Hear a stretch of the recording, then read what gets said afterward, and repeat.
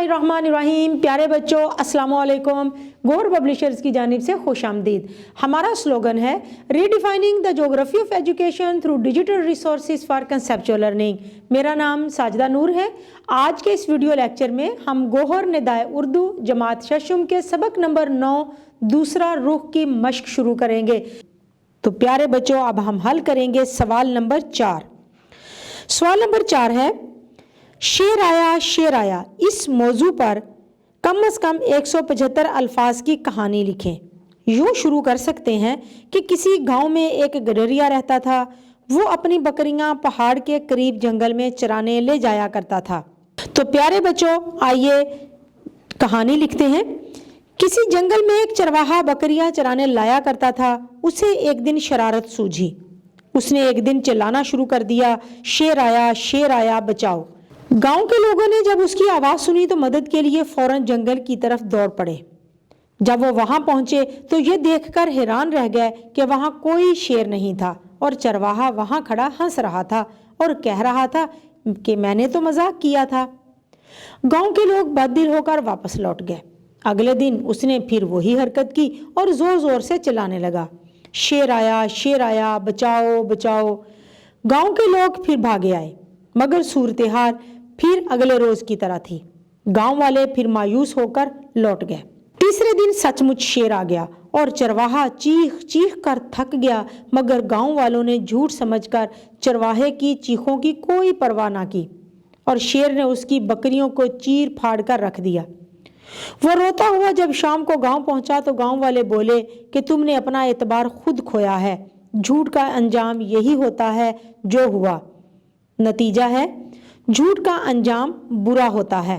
तो प्यारे बच्चों, आइए अब शुरू करते हैं मश्क का सवाल नंबर 5। सवाल नंबर 5 है, खवातीन का अदब व एहतराम। इस मौजू पर दो दोस्तों के दरमियान कम से कम 175 अल्फाज पर मुश्तमिल मुकालमा लिखें। तो आइए मुकालमा लिखते हैं।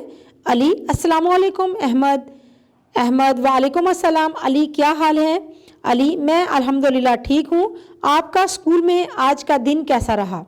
अहमद, आज हमारे उस्ताद मोहतरम ने खवातीन के अदब व एहतराम के बारे में हमें आगाह किया। अली, क्या आप मुझे भी बताना पसंद करेंगे?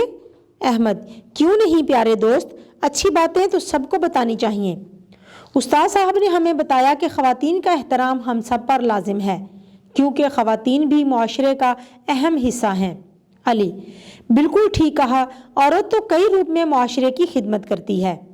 अहमद, जी हाँ, उन्होंने कहा औरत माँ है तो उनके कदमों तले जन्नत है, बेटी है तो रहमत है।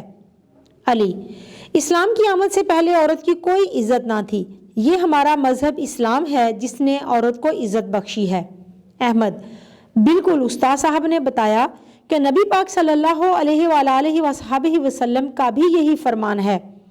अली, जी हाँ, हमें आप सल्लल्लाहु अलैहि वसल्लम की तालीमात पर अमल करते हुए हमेशा खवातीन का अदब व एहतराम करना चाहिए। अहमद, ना सिर्फ अपने घर की खवातीन का बल्कि मुआशरे की तमाम खवातीन का अदब व एहतराम हम पर लाजिम है। अली, अल्लाह ताला हमें नेक इंसान बनने की तौफीक दे, आमीन। तो प्यारे बच्चों, अब हम हल करेंगे सवाल नंबर 6। दर्ज झेल इबारत को दुरुस्त तलफ़्फ़ुज़ और अदाई के साथ पढ़कर इसका मफ़हूम अपने अल्फाज में तहरीर करें। तो प्यारे बच्चों, आइए पहले इस इबारत को पढ़ते हैं और फिर इसका मफ़हूम लिखते हैं। हमारा प्यारा वतन पाकिस्तान अल्लाह ताला की एक बेशबहा नेमत है। कायदे आज़म रहमतुल्लाह अलैह की वलवला अंगेज़ क़यादत में हमारे आबाओ अजदाद ने इस खित्ता पाक के हुसूल के लिए एक तवील और सब्र आज़मा जदोजहद की। इस सिलसिले में हमारी ख़वातीन भी किसी से पीछे ना रहीं।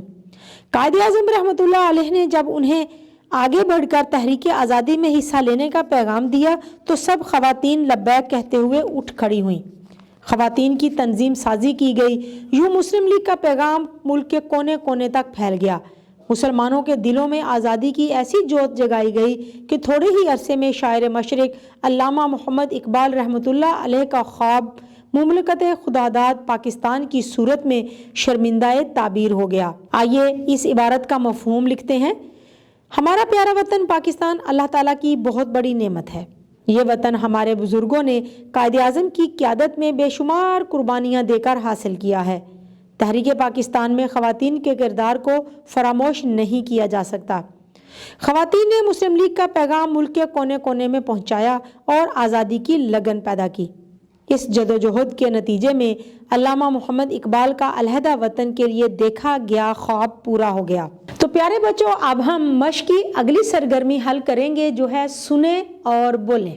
پیارے بچوں، امید ہے کہ آپ کو آج کا یہ ویڈیو لیکچر بہت اچھی طرح سے سمجھ آ گیا ہوگا۔ اپنے سبق کو دہرانا مت بھولیے گا۔ انشاءاللہ اگلی ویڈیو میں اگلے لیکچر کے ساتھ پھر ملیں گے۔ تب تک کے لیے اللہ حافظ۔